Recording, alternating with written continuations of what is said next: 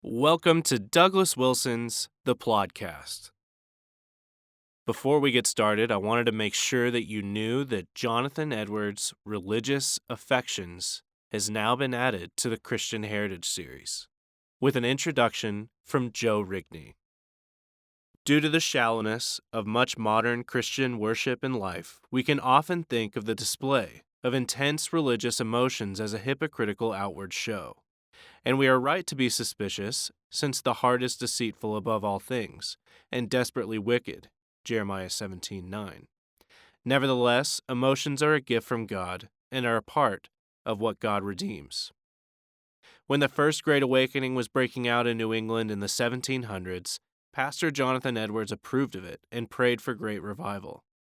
However, as a man who suffered from depression and melancholy, Edwards also warned people of the dangers of relying alone on such intense emotions.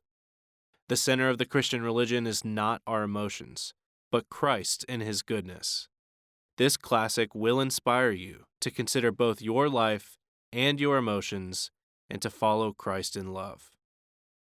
Get Religious Affections today by Jonathan Edwards with a fantastic intro from Joe Rigney at canonpress.com.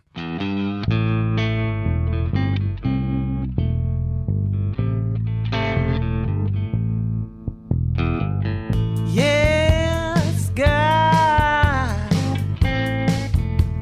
God don't never change. He's God. Welcome to the Plodcast. This is episode 134. 134. Good to be with you. Thanks for bearing with us. And we took a little break over spring break. And boy, what a lot has happened over the last few weeks. So there's no way for us to be doing this podcast without talking about what everybody's talking about, which is the COVID-19 outbreak and the COVID-19 stationary modified panic shutdown, lockdown. So if you've got two threats going, and one threat being the virus and the fact that people are dying from the virus, and it's very serious, and a lot of people are infected all over the world, and scores of people have died in the United States so far. You can't just wave it off and say that's immaterial. But we are talking about large populations. We're talking about millions and billions of people, that a small fraction of whom are infected, and a small fraction of those develop a very serious case, and a fraction of those folks succumb. The fraction of those people die. That's a very serious thing, and of course it's a tragedy for the families involved. But the thing to keep in mind is that oftentimes, and this happens in flu season also, when the flu comes through, when there's a particularly bad flu season, what happens is someone gets the flu, and if they're elderly with underlying conditions, if they've got other things going on, oftentimes the death is just attributed to the flu. And the same thing's happening here. The death is attributed to the COVID-19 virus, even though, for example, in Italy, which is the epicenter now, Italy is now the country hardest hit with this virus. The people who are affected by it most are the elderly. I mean, the population of Italy is the second oldest population in the world. Like a quarter of their population is over the age of 65, and the average age of their COVID patients, I think, is 67, something like that. And overwhelmingly, the overwhelming majority of people who have died from the virus in Italy had other underlying conditions, other factors, other complicating factors. So that's a very real. That's a reality. That's a very real threat. It's a monster threat. But I would argue that it pales in comparison to the threat posed by the reaction to it. So we haven't really thought this through. When you consider that I think it's now the government of Illinois and the government of Pennsylvania and the government of California, they've basically gone into lockdown. Did anybody sit down and calculate what that was going to cost in human terms, right? Did anybody run the numbers?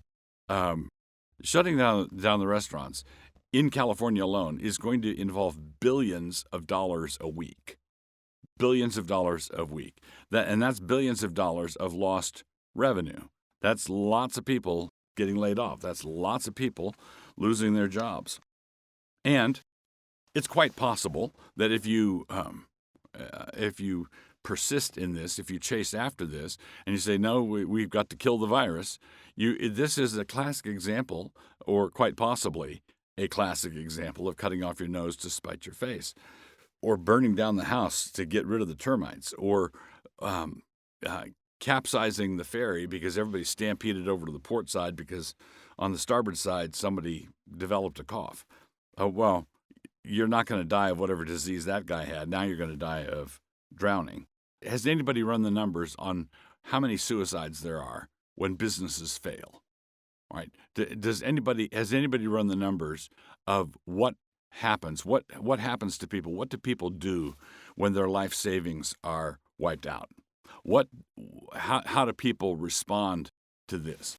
And you just basically have to know people. You have to understand how people work. So the thing that is if you analyze this, if you look at what's going on, you have to see, and you say, okay, I'm not a virus denier. I think that the virus is a very serious thing. I think we ought to take all the normal precautions. I think we ought to wash our hands and stay calm. I'm not thumbing my nose at the virus. I don't think people ought to go out there and lick banisters, right? I think that we ought not to be tempting fate. I think the virus is a very serious thing. That's one thing.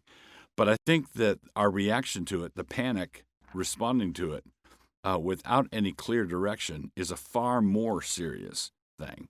It's a far more serious thing. And here's how it works. Thomas Sowell said somewhere that it's a really bad way of running the show when you let people make decisions who pay absolutely no penalty for making bad ones.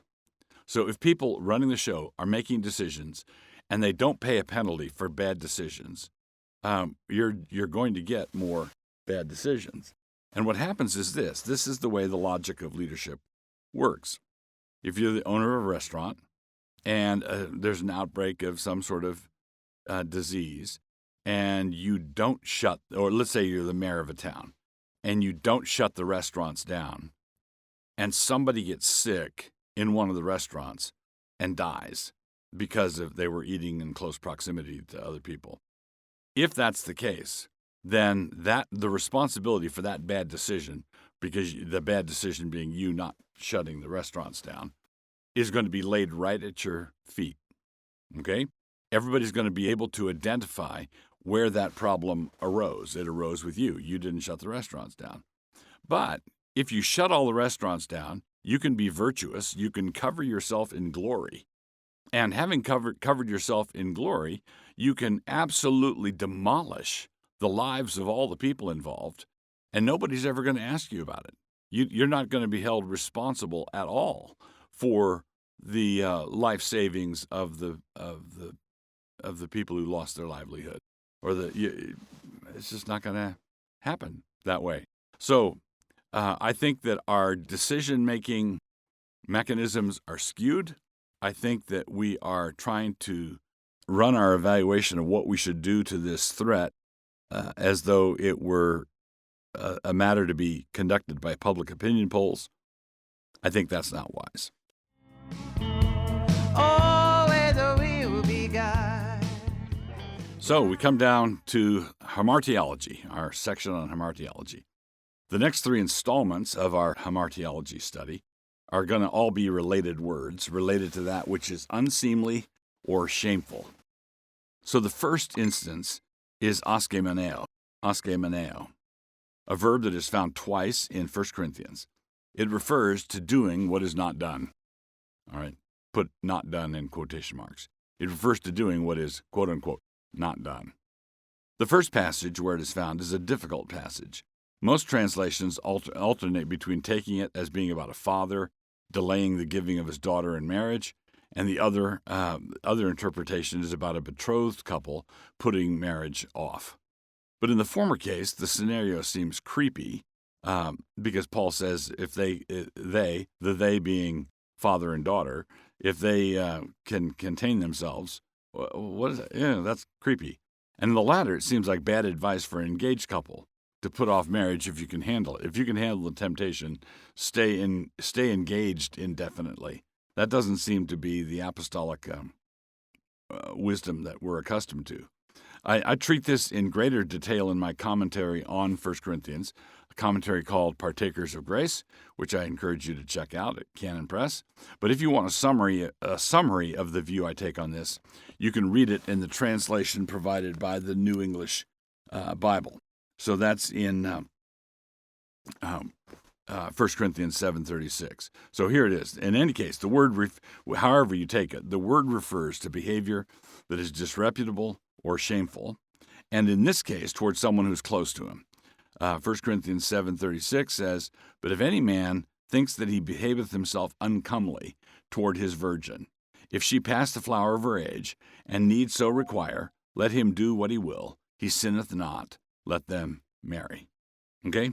So our main interest here in hamartiology is that which is unseemly, that which is uncomely. Whoever it is this a father who's delaying giving his daughter in marriage? Is this a betrothed fiance not being able to handle a long engagement? Or is this someone who is behaving unseemly toward his partner in celibacy, as the New English Bible has it?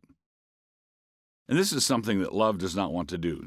Love does not want to be uncomely or unseemly, as we see later in 1 Corinthians in the famous chapter on love. 1 Corinthians 13:5. This is something love does not want to do. Doth not behave itself unseemly. There we go, aschemoneo.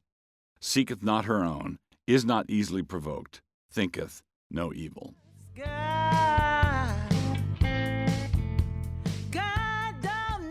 My book review for Plodcast, episode 134, is a book called, I didn't write the full title down. Did America Have a Christian Founding? Something like that. Written by a gent named Hall. Did America have a Christian founding? Or is America, oh golly, that's bad. I'm reviewing a book and I don't remember the name. It has America, Christian founding, and a question mark in it. Did America have a Christian founding? This is a fantastic book. It's right up there. I recommend it highly for anybody who has been involved in discussions with relatives or folks across the backyard fence, or unbelievers in the neighborhood, or even people at church. People who say, yeah, we're Christians, but we all know that America was a secular experiment at the beginning. And the answer is a resounding no, it was not. America was decidedly Christian in its founding. And what Hall does, and I've seen this sort of thing done in other places, but Hall is a respected scholar, and he really a respected scholar, and he really shows his work, and he produces quotation after quotation after quotation from letters and published pieces from different founders, indicating how they thought of the American establishment as being Christian. Now, this requires explanation, because we have lost sight of another aspect of the founding, which is federalism. When the First Amendment was passed, and it was, let's put it this way. The Constitution was passed, put before the states. A number of states wouldn't ratify it unless there were some amendments. And those amendments came to be known as the Bill of Rights. The first of them said that Congress shall make no law concerning the establishment of a religion. Now, notice how that is phrased. Congress shall make no law. The only entity in this world that is capable of violating the First Amendment is Congress. Congress shall not make a law concerning the establishment of religion or prohibiting the free exercise thereof. So Congress violates the First Amendment if they established a Church of these United States. Like Denmark had a Church of Denmark, and England had a Church of England, and Norway had a Church of Norway. The founders did not want a Church of the United States, and they adamantly did not want that. But at the time of the founding, 9 of the 13 colonies had established state churches at the state level. So the states that ratified the Constitution, the majority, I think it required 9 states to ratify in order to take effect. And that same number of states had state tax-supported denominations. The state of Connecticut didn't get rid of their establishment until the 1830s. There it was the Congregational Church. So in the 1830s, decades after the Constitution was adopted, there were states that had come into the Union that way that had established tax-supported denominations that were the official denomination of that state. Now, you might think, as I do, that that's a bad idea. I'm not an establishmentarian. I don't think established state churches receiving tax monies is a good idea. I'm against it as a matter of policy. But I'm not against it because it would be unconstitutional. It would not be unconstitutional for Idaho to make the Presbyterian Church the official church of the state. It's not unconstitutional. The people that ratified the Constitution, most of them were doing it at the moment they ratified it. So now, why did the founders not want a church of the United States? They didn't want a church of the United States because if you have a state bird, oriole for Maryland, and a national bird, the bald eagle, that's not going to be the source of any kind of conflict. If you have a state flower and then a national flower, or a state anthem and then a national anthem, that's not going to be a source of conflict. It quite possibly will be a source of conflict if the national denomination was Episcopalian and the state denomination was Presbyterian. You're just asking for trouble. And so what happened was the founders said, we want Congress to do 2 things. We want Congress to not establish a church in the United States. Good idea. That's good by me, because that would bring her into conflict with different parties to the covenant that brought us together as a nation. And they didn't want to do that. And also, Congress shall not interfere with the free exercise thereof, which they feel free to do all the time these days. So, bringing us back to the book. This book is an easy read. It's jam-packed with valuable citations from the founders, showing that how judicious and thoughtful and how Christian they overwhelmingly were.